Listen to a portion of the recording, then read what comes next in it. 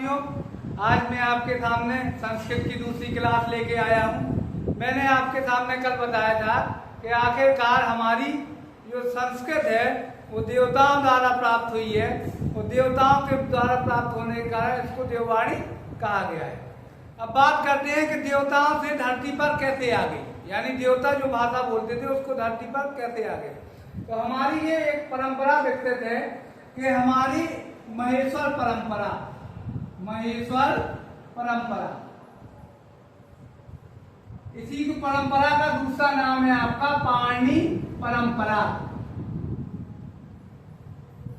अब देखिए, महेश्वर परंपरा या पाणिनि परंपरा हमें बताती है कि आखिरकार हमारी संस्कृत कैसे प्राप्त हुई। हमारी संस्कृत में ये कहा गया कि जो हमारे महेश्वर भगवान है, जो ये पाणिनि महोदय है, पाणिनि महोदय, ये इनके पिताजी का नाम था सलंक, माता जी का नाम था दाक्षी और गुरु का नाम था वर्ष या उपवर्ष। ये कहा गया कि जब ये पाणिनि महोदय वर्ष या उपवर्ष जी के पास पढ़ने गए, सलंक और दाक्षी जी ने इनको भेजा वर्ष या उपवर्ष जी के पास पढ़ने के लिए। तो वहां पर जाने के बाद इन्होंने पाणिनि जी जो थे वो ये माना गया कि वर्ष और उपवर्ष जी के पास जाने के पर पाणिनि महोदय को संस्कृत का थोड़ी सा कम ज्ञान प्राप्त हो रहा था, या ये करें कम समझ में आ रहा था। बार बार जब इन्होंने अपने गुरु से कहा कि महोदय मुझे आप जो पढ़ा रहे हैं वो समझ नहीं आ रहा है, तो इस बात को लेकर वर्ष या उपवर्ष जी ने इनको सलाह दी कि आप जाइए। पहले जमाने में क्या होता था कि प्रत्येक चीज का एक ही सॉल्यूशन था, वो था तपस्या। किसी को कोई बीमारी है, किसी को बल चाहिए, किसी को बुद्धि चाहिए, किसी को ज्ञान चाहिए, हर चीज का एक ही सॉल्यूशन था, वो था कि तपस्या व्यक्ति को करना पड़ेगी। तो इन्होंने भी उससे पाणिनि महोदय जो छोटा बच्चा था उससे कहा कि आप जाइए महेश्वर भगवान की पूजा करिए। और जब ये महेश्वर भगवान की पूजा करने गए तो पहली बार ऐसा हुआ था महेश्वर भगवान के सामने। आज तक बहुत बड़े बड़े विद्वान आए जिन्हें विद्या चाहिए थी, बहुत बड़े बलशाली आए जिन्हें बल चाहिए था, बहुत से लोग ऐसे आए जिन्हें पुत्र चाहिए था, बहुत से लोग ऐसे आए जिन्हें धन चाहिए था। लेकिन पहली बार एक छोटा सा बच्चा आया था जो चाह रहा था कि भगवान मुझे एक विद्या दी जाए। इस बात को लेकर महेश्वर भगवान बहुत खुश हुए। बहुत पर जब भगवान खुश होते थे तो वो एक नृत्य करते थे और नृत्य का नाम था तांडव। वहीं पर भगवान ने नृत्य करने की सोचा और बड़े खुश होते हुए जब नृत्य करते हुए पाणिनि के पास आए तो नृत्य करने के लिए आपको पता है कि कोई ना कोई म्यूजिक चाहिए। आज के दौर में डीजे बजता है, पहले जमाने में डीजे था नहीं। तो भगवान शंकर जी के पास एक अपना स्वयं का डीजे है, इसको कहा जाता है डमरू। वो अपना डमरू बजाते हैं और नृत्य करते हैं। और जब इन्होंने नृत्य किया तो उसके लिए डमरू इन्हें बजाना पड़ा। उन्होंने वो डमरू बजाया 14 बार। 14 बार जो डमरू बजाया, उन्हीं 14 बार डमरू बजाने से संस्कृत की वर्णमाला निकली। और इसी संस्कृत की वर्णमाला को बाद में नाम दिया गया माहेश्वर सूत्र। अब अगर आपसे क्वेश्चन करता है पेपर में कि संस्कृत की वर्णमाला किसमें लिखी हुई है, तो आप बता देंगे महेश्वर सूत्र में। अगर पूछा है संस्कृत की वर्णमाला को कितने भागों में बांटा गया है, तब भी आप बता देंगे कि 14 भागों में बांटा गया है। अब अगर आपसे पूछा जाए कि महेश्वर सूत्रों की संख्या कितनी है, तब भी आप बताएंगे कि कितनी 14 है। अब अगर इसके अलावा इनके और भी नाम है, जैसे महेश्वर जी का दूसरा नाम शिव है, तो इनको कभी कभार शिव सूत्र करके भी पूछ लिया जाता है। इसके अलावा इन्हीं महेश्वर सूत्रों से आपके 14 इन्हीं महेश्वर सूत्रों से आपके प्रत्याहार बनते हैं, इसलिए इनका नाम दिया गया है प्रत्याहार सूत्र। इन्हीं महेश्वर सूत्रों से महेश्वर सूत्र हैं जो आपके 14 हैं, इसलिए इनको कहा गया है चतुर्दश सूत्र। इस तरीके से आपके इस महेश्वर सूत्र के कई नाम हैं।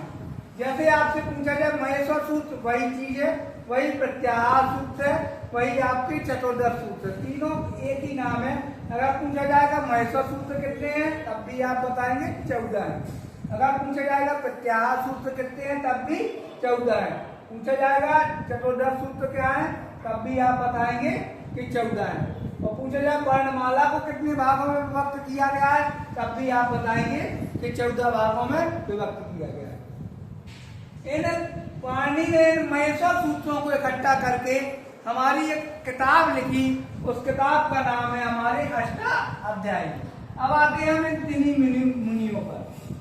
आखिरकार हमारे ये त्रि मुनि कौन से हैं, कौन से हैं जिन्होंने संस्कृत को इकट्ठा किया या संस्कृत को एक नई दिशा दी या संस्कृत को संकलित किया। ऐसा नहीं है कि पाणिनि जो व्यक्ति हैं, ये कहा जाता है कि पाणिनि के पहले संस्कृत नहीं बोली जाती थी, पाणिनि के पहले भी संस्कृत बोली जाती थी लेकिन उसको संकलित नहीं किया गया था। तो पहली बात पाणिनि महोदय ने अपनी किताब जिसका नाम है अष्टाध्यायी, इसमें संस्कृत व्याकरण को समाहित किया। किसको व्याकरण को समाहित किया, संस्कृत व्याकरण को समाहित किया। यानी अगर आपसे पूछा जाता है कि अष्टाध्यायी काय की किताब है, तो आप बताइए कि संस्कृत व्याकरण की किताब है, उसका नाम है अष्टाध्यायी। अब बात आती है कि अष्टाध्यायी में लिखा क्या हुआ है, तो पाणिनि ने अपनी बात को शॉर्ट तरीके से लिखा हुआ है। इस वजह से पाणिनि की जो किताब है उसमें लिखे हुए शॉर्ट में कोई चीज लिखी जाती है तो उसको कहा जाता है सूत्र। जैसे आपने कोई भी सूत्र पढ़ा होगा, अभी यहीं पर मैं लिख के बताता हूँ। जैसे आप a + b और a - b, ये डिटेल में हो गया। अगर शॉर्ट में पढ़ना तो a² - b², इसको क्या कहते थे, सूत्र। सूत्र का मतलब ही होता है कि शॉर्ट में लिखा हुआ चीज सूत्र कहलाती है। तो पाणिनि ने अपनी किताब को बहुत शॉर्ट में लिखा प्रत्याहारों के माध्यम से, इसलिए उन्होंने वहां पर क्या बनाए हुए हैं, सूत्र।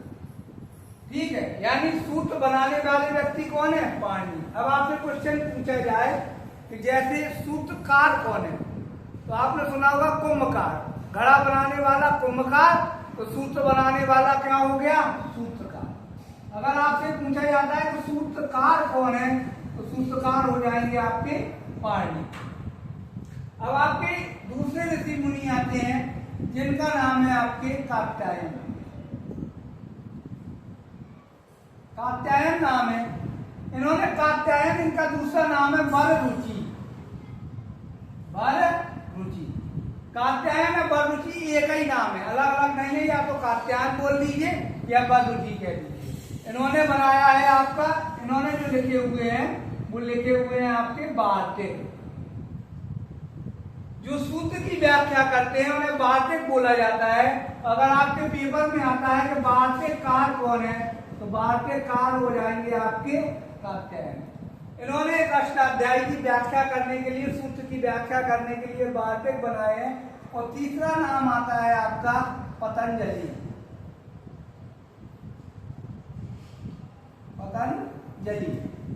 पतंजलि को आप लोग जानते होंगे योग के रूप में, सभी लोग जानते हैं। आजकल पतंजलि दंत कांति आता है, पतंजलि पाउडर आता है, पतंजलि जीन्स आता है, सब कुछ आ रहा है। आप लोग ये भी जानते हैं कि पतंजलि योग करवाते थे, लेकिन योग के अलावा जो पतंजलि ने काम किया है वो संस्कृत व्याकरण में भी काम किया है। और व्याकरण में काम करते हुए इन्होंने वार्तिक और सूत्र की व्याख्या करते हुए लिखा हुआ है महाभारत। अब बात करते हैं कि आखिरकार महाभारत जो लिखा हुआ है पतंजलि महोदय ने, महाभारत, इस महाभारत को इन्होंने 84 दिन में लिखा था। कितने दिन में लिखा था, 84 दिन में। और दिन को कहते हैं अहन, दिन को संस्कृत में बोलते हैं अहन।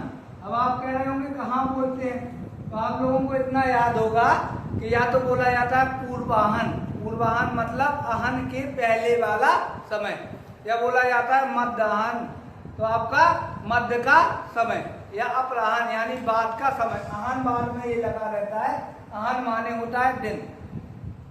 तो इन्होंने 84 दिन में लिखा, यानी 84 अहन में लिखा, तो एक दिन में एक अध्याय लिखा इन्होंने। एक दिन में कितना अध्याय लिखा, एक। और एक दिन में जो अध्याय लिखते थे उसको कहा जाता है अहान्य। क्या कहा जाता है, अहान्य। यानी इनके एक अध्याय का नाम है एक अहान्य, जो एक दिन में लिखा जाता था।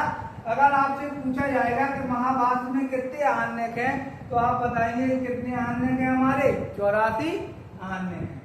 अब अगर आपसे पूछा जाता है कि भाष्यकार कौन है, भाष्यकार, तो आप बताएंगे कि भाष्यकार हमारे कौन है, पतंजलि महोदय हैं। तो आपके एक त्रिमुनि हैं, इन तीनों मुनियों से आपके क्वेश्चन आते हैं। अगर आप देखिए अष्टाध्यायी की बात करते हैं, अष्टाध्यायी में अगर आपसे पूछा जाता है कि कितने अध्याय हैं, तो इसका नाम ही है अष्टाध्यायी, यानी अध्याय कितने हैं इसमें 8 अध्याय।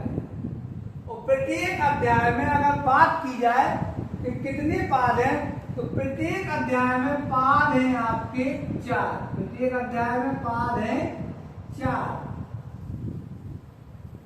तो अगर पूछा जाए कि अष्टाध्यायी में कितने पाद हैं, तो अष्टाध्यायी में पाद हैं आपके, प्रत्येक अध्याय में कितने पाद हो गए आपके 4, तो प्रत्येक अध्याय में 4 पाद हो गए। तो अष्टाध्यायी में कुल कितने पाद हो गए, 4 अठे 32। तो पूरे अष्टाध्यायी में कितने पाद हैं आपके, 4 अठे 32 पाद हैं। ठीक है। वार्तिक आपकी जो है, वार्तिक ये अभी तक खोजे जा रहे हैं, जो पूर्ण रूप से मिल नहीं पाए हैं आपके। तो वार्तिक आपके चलते जा रहे हैं और वार्तिक आपके लगातार खोजे जा रहे हैं।